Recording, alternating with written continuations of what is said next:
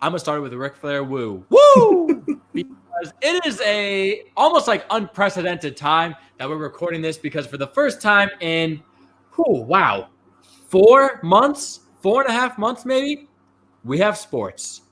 The quarantine lasted way longer than I ever thought it would, but we have made it to this point. We are recording on opening night, and we're recording a little bit early too, so we could catch the games that are on today. I am Chaz here with Sula for Last Second Covers, Season 2, Episode 17, and we have a lot of exciting topics to touch to because, like we said, sports are back. We have our rumor mill as always, and starting next week, we'll actually have some last second covers to discuss because, again, sports are back. But then after that, we're going to get into some updates on baseball, which starts tonight. We have updates on the NBA bubble, which kicks off next week. We have the NHL, which we never talk about, but that's just all the sports that are coming in, man. I am so pumped. We even have the NHL, and then we're going to move to our top tier. Normally, we do the bottom of the barrel, but it's just so exciting in these times that we have to go with something positive, the top tier. So before everything, I know I am amped, and I'm sorry, but Sula, I can't help but get excited because today is the day.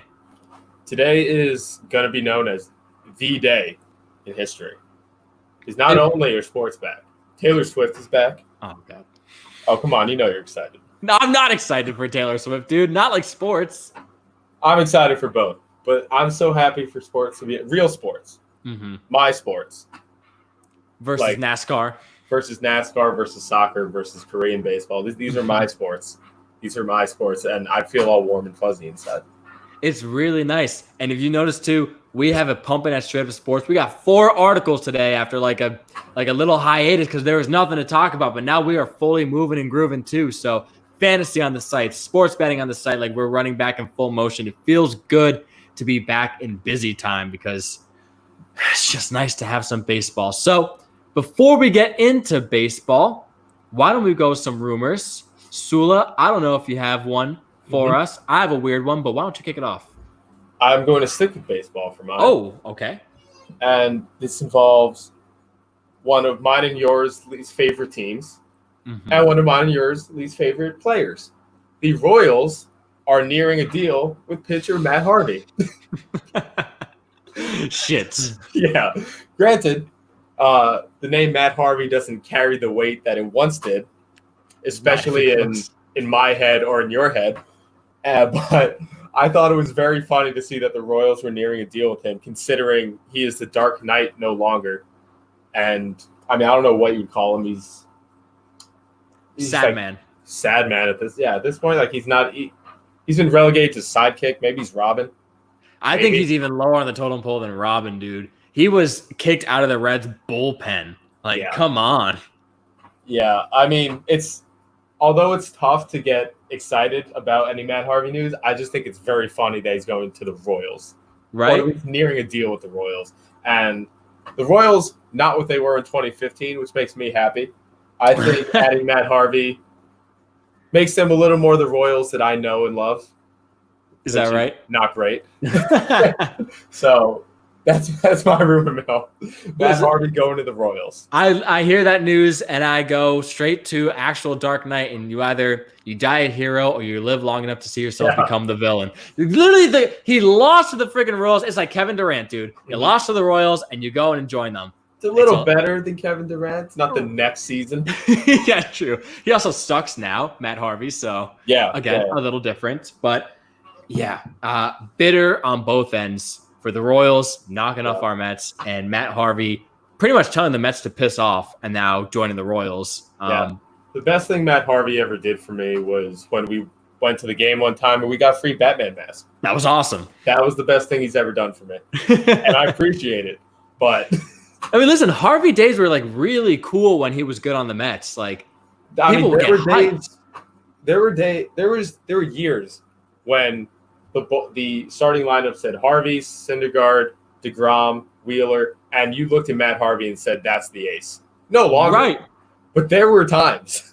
Seriously, I'll never forget. I even have the T-shirt of like the starting 4 aces. And now, I mean, sad news, we're left with Thor, who has Tommy John, and it's really Jacob deGrom's the last man standing there, which is just crazy to think about that all that could change. He's the best pitcher in the league, so that is true. I don't think anyone could dispute that. Back-to-back Cy Youngs and looking to get a third. Yeah, I think he can. I think so too. I think any award in a 60-game season is kind of illegitimate, but an award's an award. Well, I mean, if he keeps the same numbers that he has the past 2 seasons, it's still legitimate. He's still the same guy. It's very fair. I will never go against the GOAT. I will never go against the GOAT.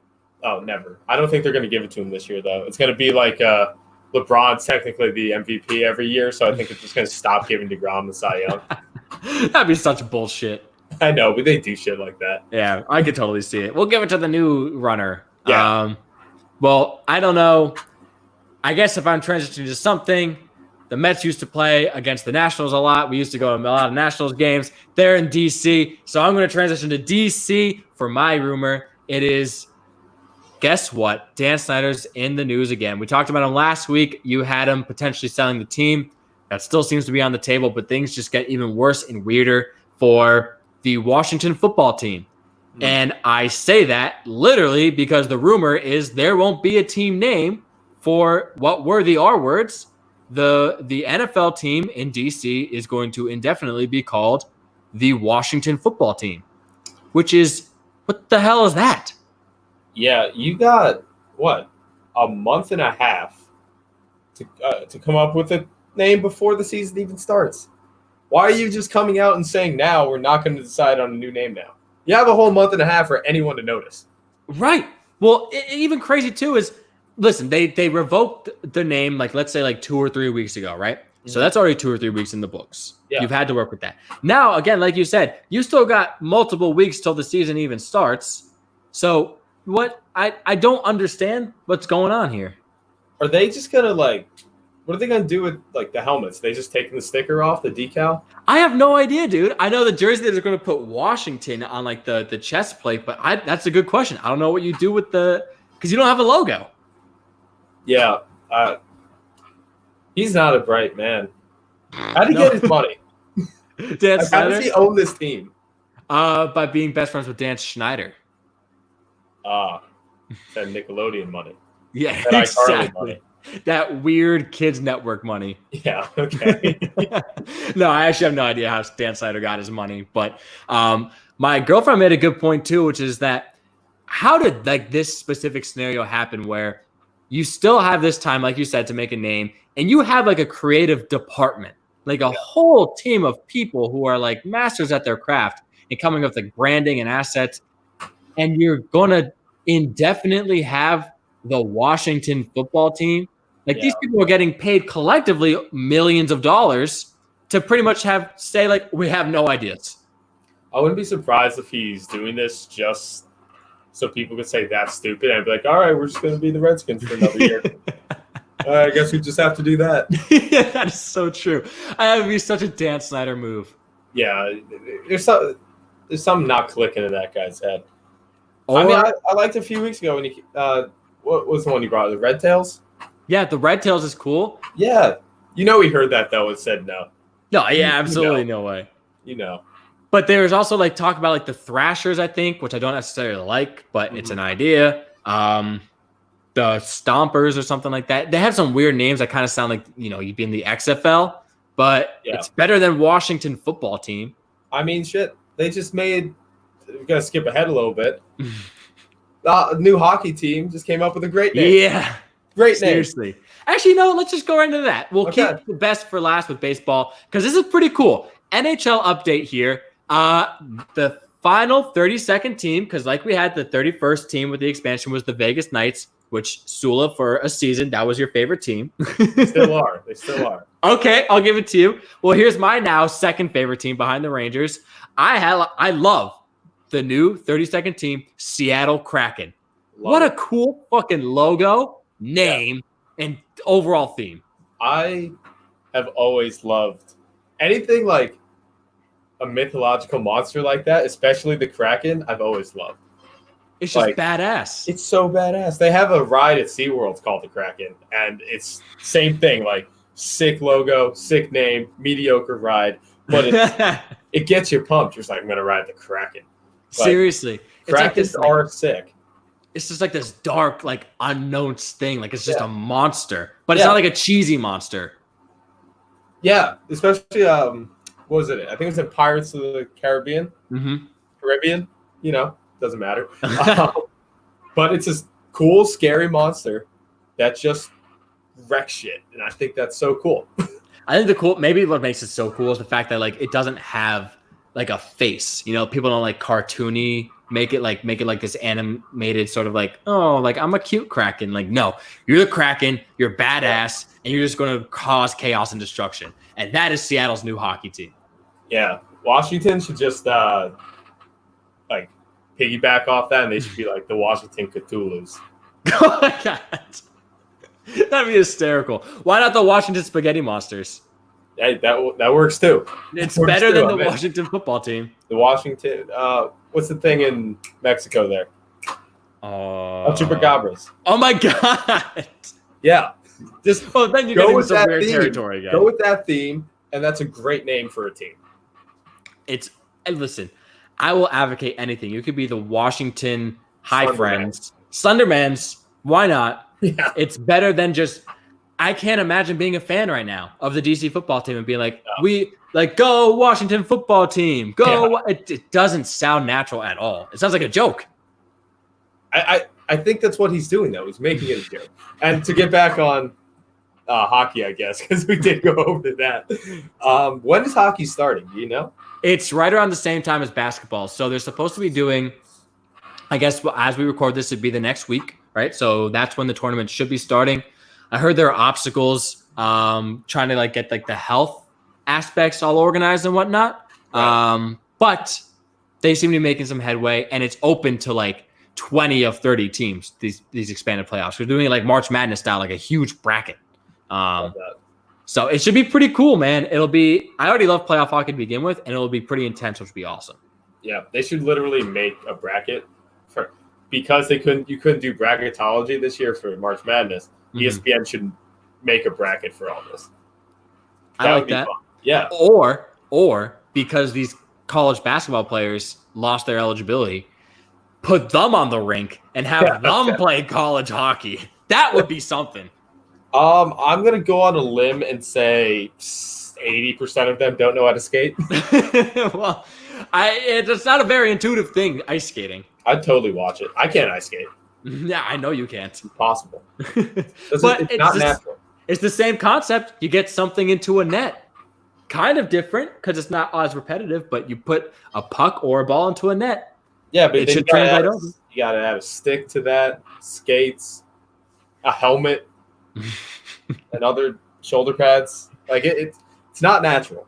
No, it is not. And just getting back on the whole Seattle thing, it's so cool. I know we have pivoted way off of the Seattle Kraken. So we're not hockey guys. No, we're not. But it's cool because I always feel like Seattle is a pretty decent like sports market. It's not ginormous by any means, but they have a passionate fan base. And when the Supersonics got uplifted, like people were pissed, and they've been asking for a team ever since. And so while this isn't necessarily basketball, this is something. Like now Seattle has the Mariners and the Kraken and the Seahawks. So you have 3 or 4. Yeah, I think they should just steal the Seahawks colors too. That's kind of what they did. They did. Are they doing like the green and? So the color scheme that I've seen, it's not green, but it's like lime green. Yeah. Well, I don't know if that's necessarily Kraken, but I guess it's not Seahawk either, and they kind of made it that way. Yeah. But the color scheme now, it's still pretty awesome. I like it because I'm a big blue kind of fan. So they have like a really dark blue, and then like a sort of like midnight cloudy blue, which is really cool. It's like an accent color. So it's just really supposed to be like a dark, stormy feel, which I think is awesome. Very Seattle. I'll give them that. Oh, that's a sick logo. Yeah. The Kraken. I know, dude. It's really cool. You also have the anchor. That's also cool.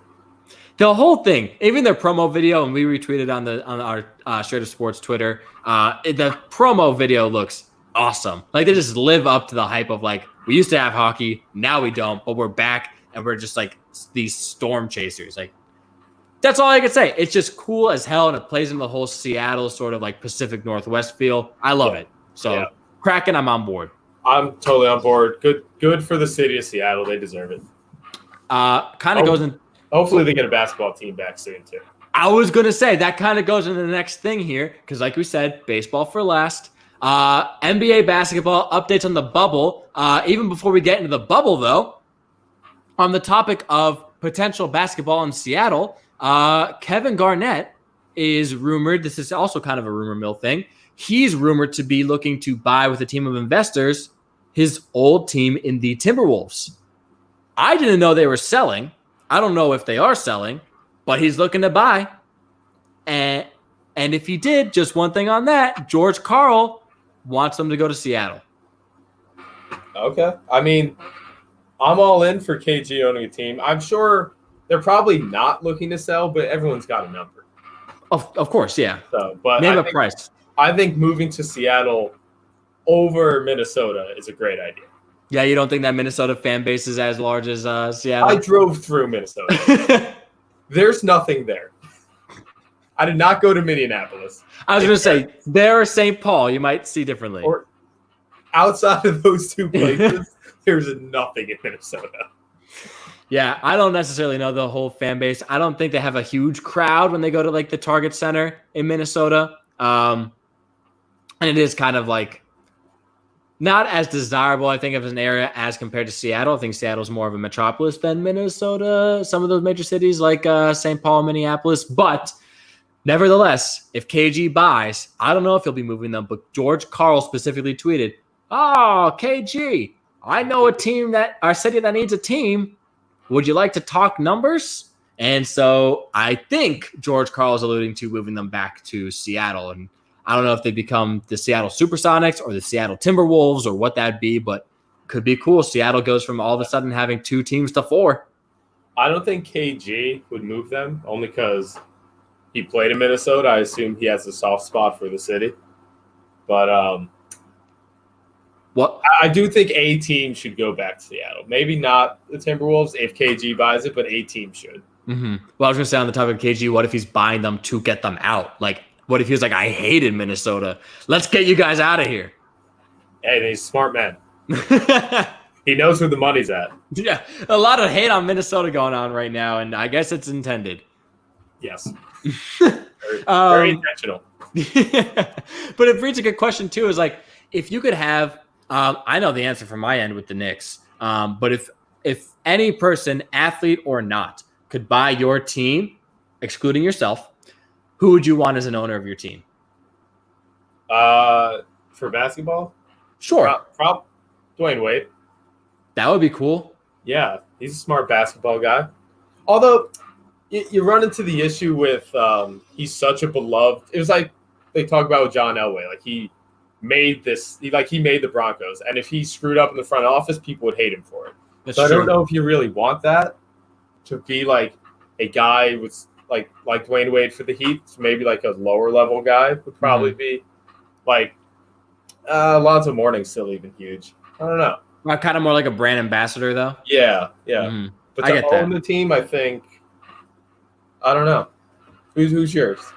Well, I can tell you one thing. For the Knicks, I will say anybody. That would be my thing. Even the homeless guy who lives on my block. I'd rather he own the team than James Dolan. I really, really would. Realistically, though, I think it'd be cool if Spike Lee bought the Knicks. I feel like he could, and I feel like he'd be a good allure for the team. But like I said, anybody. Get that fucking Dolan out of the office, man. He's the reason no one comes to New York. So anybody, I'll say that. But on the topic of selling teams, Mets, Jets, and Knicks, all up for sale. Because the Mets looks like Cohen might buy. Mm. The Jets, Woody Johnson just came out with some negative news, and I think people are pretty pissed. So they might be selling, the Johnson family. Wait, what came out there? I didn't see that. I guess something came out because, okay, so when Trump got elected as president, he named Woody Johnson, for whatever reason, the ambassador to the United Kingdom. Explain to me how the guy from the Johnson & Johnson fortune should be brand ambassador to the United Kingdom. I couldn't tell you. I really couldn't, dude. So that one, over my head. Yeah. But he is. And so that's why Chris Johnson took over as the owner of the Jets, and Woody Johnson is out hanging out in London. But during his time, I guess it came out that I don't know if it was like sexual harassment or mistreatment, but negative press that comes out in the media. And so people are calling for Woody Johnson to sell the team or just renounce ownership. On that note, I like Chris Johnson as an owner. He seems a lot better than Woody Johnson because he's the younger brother. And everyone knows younger brother knows best. But he does seem like a more like in tune with everything going on sort of owner. Whereas Woody Johnson was just like, haha, I have to check. I own this. I exactly make all the money off of it. Exactly. He gave no shits. So we'll see what the Jets do there with Woody Johnson. But then on the final note with the Knicks, anybody, literally anybody, just get Dolan out of office. Even if they carry him out, just head over heels, just chuck him out of Madison Square Garden. I don't care. Just get him out. So much Dolan hate. I get it, but there's so much. Well, you're not a Knicks fan, man, and that's the only thing. That's the only thing I could say. You don't know it till you live it. What if he just sat back and just shut up and let everyone else do their jobs, and he just owned it? It'd probably be great, but he's the type of owner that doesn't. Right. I think we talked about on another podcast where he came out on public record on I think a podcast or radio. That's what the old school stuff is called, radio.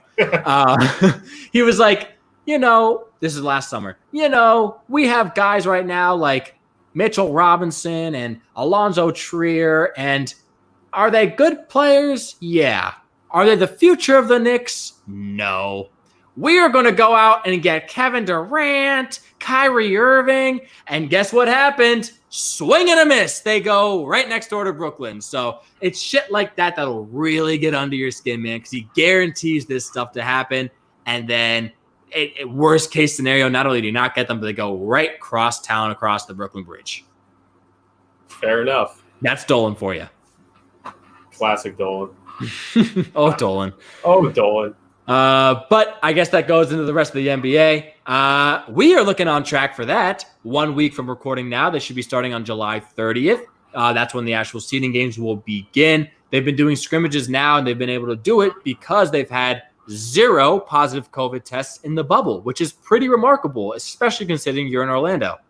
So, it's going to sound crazy, I know. Okay. You're telling me quarantining works. I know. Dude.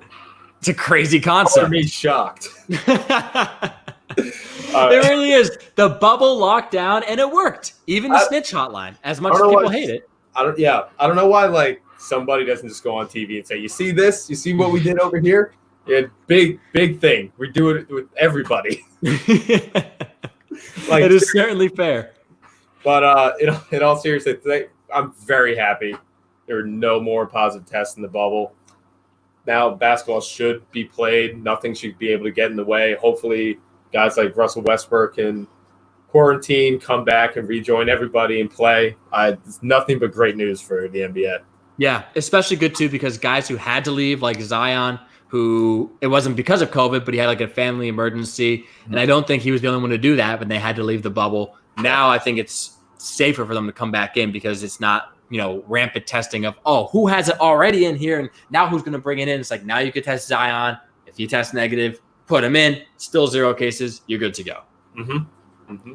So we'll see. July 30th, 1 week from the time of record, and just under a week from the time of release, we should be rolling with NBA. But that won't be the first one coming back, man. That won't be the first one coming back. Opening day is today. About 30 minutes from now. That's right. Well, as we record, it's 6:24 as we start this specific moment, and opening pitch is 7:08 p.m. Eastern in D.C. So we don't even know what the outcome of these first 2 games are on opening night, but I will say I am super excited. And to that point, did you see that there's rain in the forecast in D.C.? Of course there is. Right? God couldn't give us one damn day of baseball, just sweep it. No, we have to have rain in the forecast, so opening night might even be canceled. No, they can't do that. They said they would probably postpone it. Okay, but then we still got the Giants and the Dodgers. Granted, that'll be 10:30 at night, but still we're gonna get it. It would take some real dedication on the East Coast, man, at 10:30 at night to stay up for that. I would, but could we just have the schedule. We've been in quarantine for months. I've Just give never it to been us. so excited to watch the Yankees in my life. Like, I know. yeah, they got to play through it. I don't care. Let Garrett Cole get his hair wet. It'll be fine. You know, Scherzer wants to play no matter what. That guy's a fucking lunatic. Yeah, he really is. Speaking of which, Juan Soto tested positive. He won't be playing, which sucks. I know. That came out today. It's going to be nuts. It's going to be nuts because, yeah, like you said, heart and soul, and he's their hands down best player too. So that's what, 21? Yeah, exactly. He could drink a beer and now he could hit baseballs, but now he's got COVID. So it's going to suck. And I have a feeling too, that's kind of going to be the scenarios that we see throughout the season. And I'm interested to hear what your thoughts on this are too, because, it's not like you're in a bubble like in Disney. You can't contain all of this. So they're going to try their best in the MLB, but I have a feeling it's going to be very intermittent case here. A case pops up there, and it's going to be very touchy-feely because just like this, Juan Soto, he was asymptomatic when he tested positive. And now, I mean, they still say they're going to play ball, but the Nationals probably in particular are going to be very hands-on and very particular with their testing. And if this is the case with another team, I think it's just going to, that's going to be happening all season long. Yeah. I don't see why they couldn't do a kind of bubble thing for baseball. I mean, if you find a big enough state, there are baseball fields everywhere. Mm-hmm. You can kind of do that and everyone stays in their hotels. You go straight from the field right to the hotel, and that's about it. I don't know why they couldn't pull that off.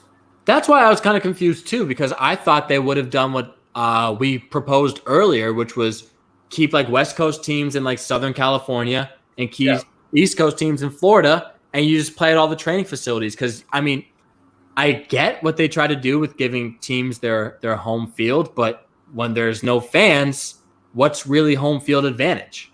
Yeah, I mean, I guess you still get the thought of the home team gets to like stay in their beds and like this and that, because apparently that makes a difference.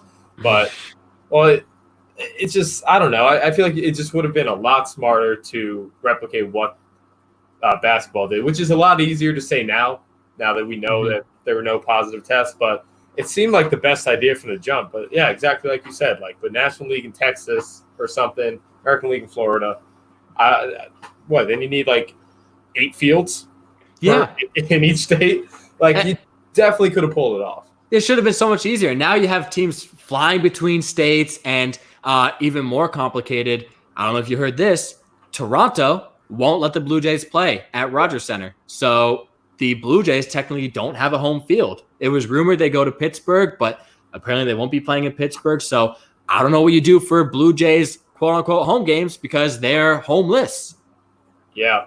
We joked about this like 2 weeks ago, too. We said it'd be really sad if they didn't think that through, and apparently they didn't. No, they didn't, dude. Are you surprised that Rob Manfred overlooked something important? I am not. I don't know what they're going to do. I mean, no idea. I'm not in the offices. I don't know enough. It's just unbelievable. I will say I am unsurprised. I'm shocked, but I'm unsurprised because this is just what Rob Manfred does. Like, he showed his true colors the entire negotiation period. He does not care. And even when they got baseball coming back and you have a revenue stream, like, let's make it as sloppy as possible and put as little thought into it. Like, the fact that teams are still flying across the entire country is baffling to me. Yeah. Because even if you didn't see the NBA bubble, like you said, it's easier in hindsight to say, oh, we could have done this. Mm-hmm. But that was a proposal, and they shot it down. And so now you have teams going all across the country, and you're putting the spread of coronavirus even more like in front of all these players. Mm-hmm. And again, home field advantage has no reasoning anymore. You don't have fans. The dimensions are the only thing that really matters, because when a 60-game season, what gave you home field advantage of, like you said, a really good point of sleeping in your own beds. Yeah. That is true when you have like these West Coast trips and you're out and for like a 10, 12-day stretch and you come back to New York for 10 or 12 days, for example. You don't have that anymore. You play one and done games and you fly to the next place. Like, it doesn't make any sense. So I don't know what they were thinking here. Yeah. Also, you would have gotten more diversity in your matchups. Like if you would have had, if you had all the American League here, that you can play the entire American League instead of just the AL East and the NL East. Mm-hmm. Like it would have been so much better. Yeah. I get with the end result of you stay in your geographical location, you get 60 games, 40 of which are against your division opponents, and 20 are the interleague opponents of the same side of the token, like AL East, NL East. But at the end of the day, like this was definitely not the best case scenario. And I don't know how the negotiations got to this point and why we're doing this, but here we are. Opening day is tonight, and Juan Soto has COVID, but we're still going on. Yeah, it boggles my mind sometimes. But hey, it's back. It is back. That's all I know. And you better bet your ass we're betting on it and we're playing fantasy. Hell yeah. You've got your picks tonight. I've got my picks tonight. Actually, why don't you even preview like who you got? Because we'll see. By the time the podcast is out, we'll be able to know if you were right or wrong. Well, Yankees Nats. I had the Yankees before Juan Soto was out, and I still have them after Juan Soto's out. Believe it or not, I think Garrett Cole last season was unbelievable. Well, granted, so is Max Scherzer, but Garrett Cole is probably in his prime, I would say. Mm-hmm. Scherzer may be on the back end, and that Yankees lineup is just gross. Yeah. Like, it's not even fair. It's like you turn it's like if you go to trades in MLB The Show and you just turn off them being able to say no, and you can just do whatever the fuck you want.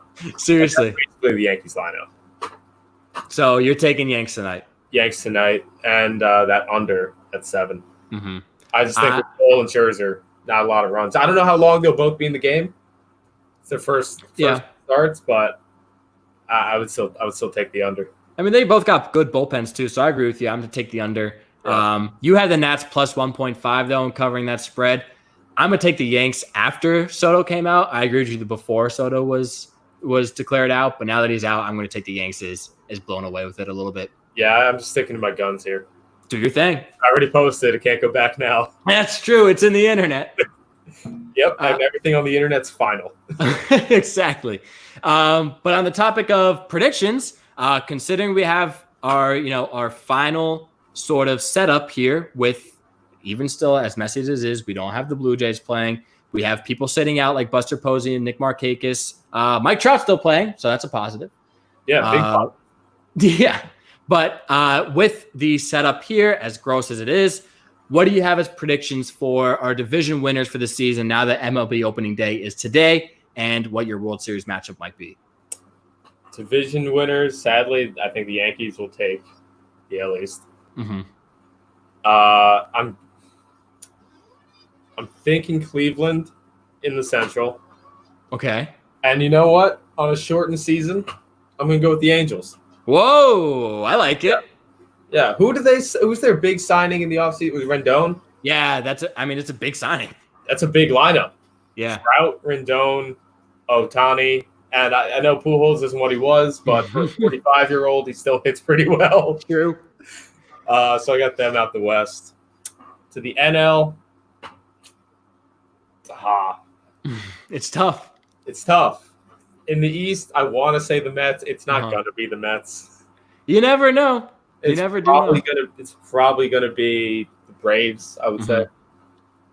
In the Central, Chicago. Okay. And in the West, for what, the millionth straight year, the Dodgers? Yeah. Like, yeah. No kidding. Lineup that it looks like they just turn trades off or whatever. Yeah, I think they have an even better lineup than the Yankees, dude. I really do. Yeah, and then World Series, Yankees, Dodgers. Whew.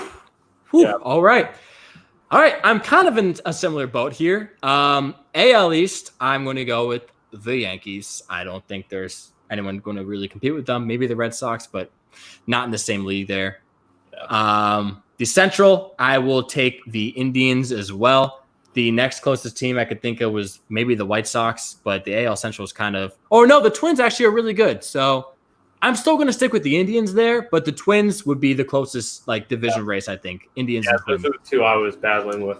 Mm-hmm. So very fair game there. The AL West, I like your pick of the Angels, but I am going to go with the Athletics. A little bit of a dark horse there, but there's, I think, super all-around solid. Not star power, but just solid. So they're a team I really like with a lot of depth. And if we go to the NL, I'm going to take – my heart says Mets, but my brain says Braves to take the NL East. So just like you there, I'm going to go different. I'm going to take the Cardinals in the Central. It's going to be a close one with the Cubs. I can see the Cubs taking it, but I'm going to take the Cardinals there. And in the West, what a shock. The LA Dodgers for the 9th straight season, I think, maybe going double digits of winning the NL West. Yeah. And I will say, though, I'm going to take the Mets in a wild card, and I'm going to take, because it's expanded playoffs now, I think it's 6 teams per league. I'll take the Mets in a wild card. I'll take the – listen to this one. I'll take the Reds in a wild card. Okay. I like that. And I'll take the Nationals in a wild card if it's apparently 3. And then in the AL, if the Indians take the division, I'll take the Twins for sure in a wild card. I'll take the Red Sox. And I'll take your Angels. I like the Angels' chances. Okay. And then to World Series, wrap it up, I will go – oh, this is tricky. Oh my God! You know what? I have to retract. I'm going to knock the Cardinals out. I'm going to knock the Cardinals out completely. All right, they're not even going to take the wild card. Okay. Give me the Brewers. Hands down. That's my pick, bro. Brewers. Yeah. I'm going to take them to go to the World Series. I can't believe I forgot they're in the league. Yeah, I completely forgot about the Brewers too. It's just, I guess this is the fact of being in Milwaukee, but they're literally my favorite roster in all of baseball, and I completely forgot about them in my lineup. So I'm going to take the Brewers to win the NL. I'm going to put them in the World Series. I'm going to put them against the Yankees. Yeah. And I'm going to put the Brewers to win it all. I think they'll actually beat the Yankees. I think if there's going to be a year the Yankees win it all, it'll be this year, which I'd be fine with. It's not a real season. So, yeah, it doesn't count. Yeah, so what, 27 1/3? Is that what you're going to say now? I like that. Yeah. They're going to be like 28 rings, bro. And like, well, actually, only played 60 games, bro. Exactly. But it's kind of sad to see we both, as Mets fans, and you as a Red Sox fan too, have the Yankees in the World Series. They're just that good. Yeah, I mean, when you look at a lineup, a rotation like that team has, like it's hard not to pick them. Yeah. So that's baseball. We'll see how it kicks off, and we'll see if players stay healthy, both from like a physical standpoint of just like wear and tear, and with, of course, coronavirus. Hopefully, knock on wood, no one else gets it. But it's going to be a really interesting season to see. I'm sweating. I'm so excited. Realistically, I'm sweating because the air conditioner is turned off in my apartment, but it's because I'm so excited for baseball. So we've got that. And on one more big piece of news before we go to the top tier, Mike Tyson. Did you hear about Mike Tyson at 54 years old is going to be fighting in an exhibition match? Yep. I heard about that. I'm pretty sure he's fighting another old timer. I forget his name. Roy Jones. Roy Jones Jr. I will be watching this fight. I will not be paying for this fight, although I think I would. Okay. I am a believer that prime Mike Tyson is the most dangerous man on the planet of all time. Mm-hmm. Okay. So, but he's not prime Mike Tyson anymore. I know, but he's still Mike Tyson. Okay, fair. You saw him punch Zach Galifianakis in The Hangover. That's a mean hook. That is a mean hook. He's still got that killer in there, even if he's still a little crazy. Is it not sad though, a little bit, like to see two guys in their 50s box? Like, it's not going to be a good fight. I can't imagine. Bernard Hopkins was the champion until he was 50, not like 6 or 7 years ago. So, and he was winning legitimate fights against low 30-year-olds. So, I mean, it's going to be sad, and that is why I'm going to watch it. It's going to be sad to watch. It's going to be funny. It's going to be uncomfortable. It's going to be everything, and I can't wait. All right. I mean, I don't know when the fight is. All I saw was it's going to happen, which will be interesting. September. I never got to see. When is it? September. All right. I mean, listen, sports are on the up and up. We got baseball, hockey. Yeah. the undercard match, one of them is going to be a boxer against an MMA fighter. And I Really? think they get to use their own rules, maybe. Oh, Lord. Maybe it'll be a kickboxer and a boxer. I don't know. They said it's going to be a boxer against someone else. Okay. It's going to be wild. That's going to be weird. Did you also see apparently Nate Robinson is going to be fighting Jake Paul? Like, I don't know if it's that same day, but basketball player? yeah. Basketball player Nate Robinson against YouTube star Jake Paul. Hey, Jake Paul has a couple fights under his belt. Yeah, he does. I wouldn't call him a fighter, though. Well, Nate Robinson's not a fighter. Nate Robinson's No, he's not. 5'2", so yeah. it'd be fair. It's just, I don't know what's happening in the world anymore, man. Like, are we just desperate for stuff? Like, how did this even come about? Yeah, I someone was definitely talking shit on Twitter. That's definitely how it came about. 100%. I hope it's on the same card. That'd be a lot of fun. It'd be something. That'd be a jam-packed day. It probably wouldn't be the best fights, to say the least, but it'd be something. No, you would need something to like impair your judgment in order to really sit through that. This is the drunken fight. Yeah. Everyone watching needs to get tanked. It's the only way you'll enjoy this. That's funny. It's a pay-per-view, but it's all written in gibberish. You could only understand when you got beer goggles on. Yeah, and you're only allowed to. Every TV should come with a breathalyzer, so if you don't blow high enough, you can't order the pay-per-view. I like that idea. All right, so I mean, I don't know how to comebacks. Good boxing comeback. Can't think of one off the top of my head. Sula, do you have one? A boxing comeback? Yeah, just a general to transition. I mean, Mayweather has retired several times, and he just keeps coming back and winning. There we go. Those are pretty great comebacks.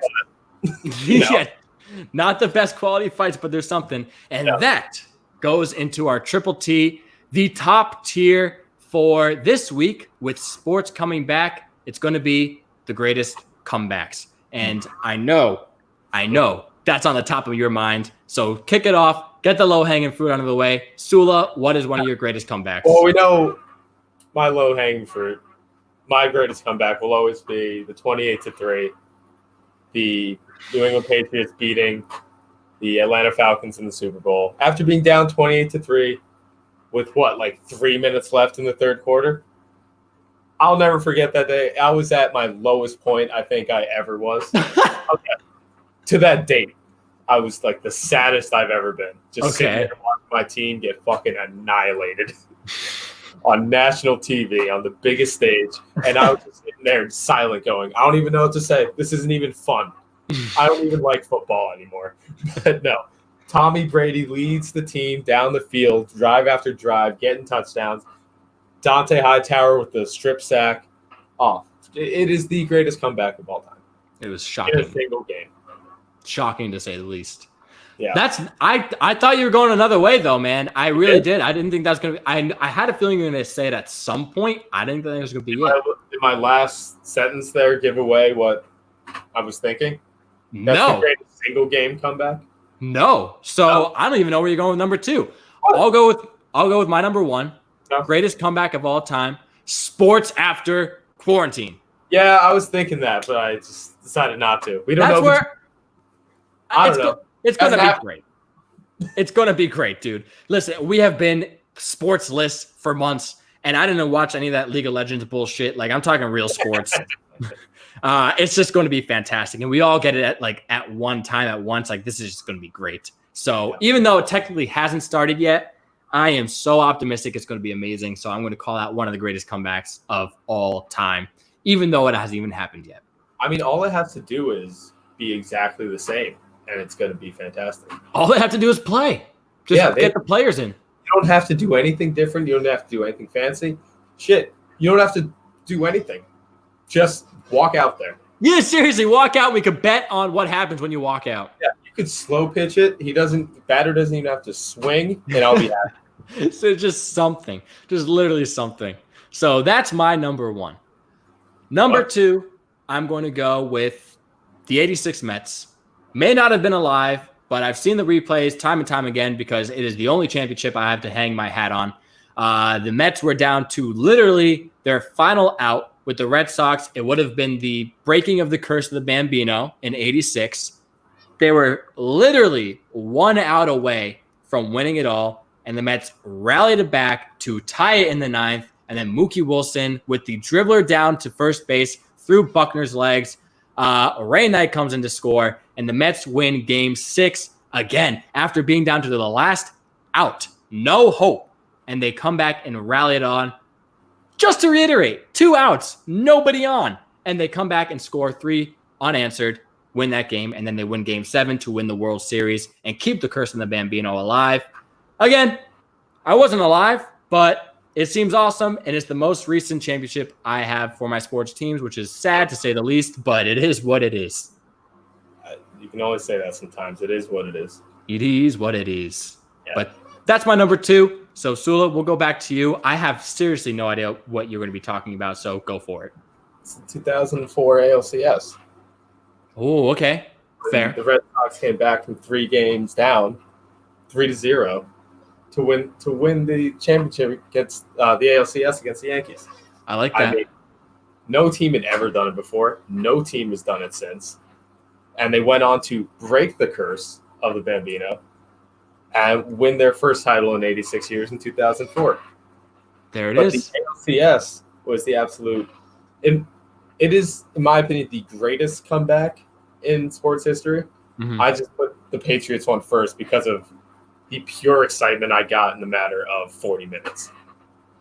That's very fair. Everyone from so low to so high. But this, I think, winning 4 straight games is the greatest comeback ever. I mean, you literally can't get better than that. I like that. I like that. Okay. So not too shabby. Hey, very true. And that. So that actually ties pretty well. Red Sox to Red Sox, from a low to a high. But what do you have as your number 3? My number 3, I guess I'm going to have to go with the Game 6 of the 2012 NBA Finals. Yeah. Oh, with your Heat? Yeah, with my Heat. They're all my teams. These are all of course. Basically, as the story goes, the Spurs were up by like 12 with like 5 minutes to go or like 4 minutes to go. They literally started bringing the trophy out so that the Spurs can celebrate. LeBron apparently saw it and said, nah, not again. Huh. And he just like took over the final minutes, which led to, I think it was his missed shot.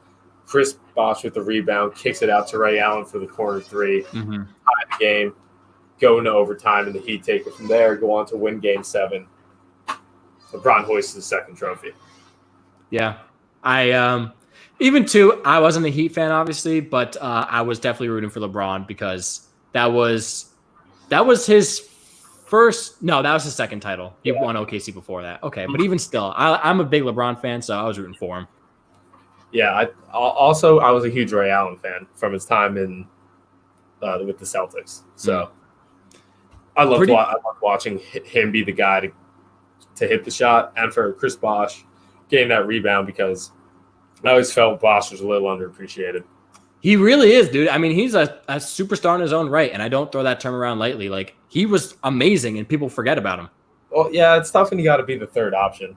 Like, he was forgotten about to the point where, like, in, like, NBA, like, 2K, I think, 11, LeBron and Dwayne Wade were both 97 overall, but Bosh was stuck at, like, 88, which is still really good. But he definitely, if he was still in the Raptors, he would have been in the 90s. 100%. Yeah. 100%. He was a beast on the Raptors. When he had his dreads, too. Oh, that's my favorite Bosh. That's a pretty good one, though. But my number 3 greatest comeback, you know me. I'm not a Giant fan. Give me the Miracle of the Meadowlands. Miracle of the Meadowlands? Do you remember? You might have been thinking I was going to say the David Tyree catch and they actually win the Super Bowl. No. I'm talking... Like that wasn't a comeback, so I don't know. Right, no. I'm going with Miracle of the Meadowlands. This was Christmas against the Eagles. Michael Vick. Oh, yeah. You remember that game? That was one of the craziest games. The Eagles were down 21 points against the Giants with 8 minutes left in the fourth quarter, and Mike Vick goes crazy on rushing touchdowns, passing touchdowns, and they tie the game. And for whatever reason, the Giants punted in the last seconds of the fourth quarter. I mean, they had to punt, but they didn't punt out of bounds. I forget who it was. I think like Dodge or Hodge or something like that. He punted it to Deshaun Jackson, who fumbled, but he still picked it up because that's Deshaun Jackson, and took it all the way to the house as time expires to cap off a 28-0 run, unprecedented, to come back and beat the Giants in the Meadowlands on Christmas as time expires. Like crazy, dude. The Eagles had no chance of winning that game, and they come back and win. Yeah.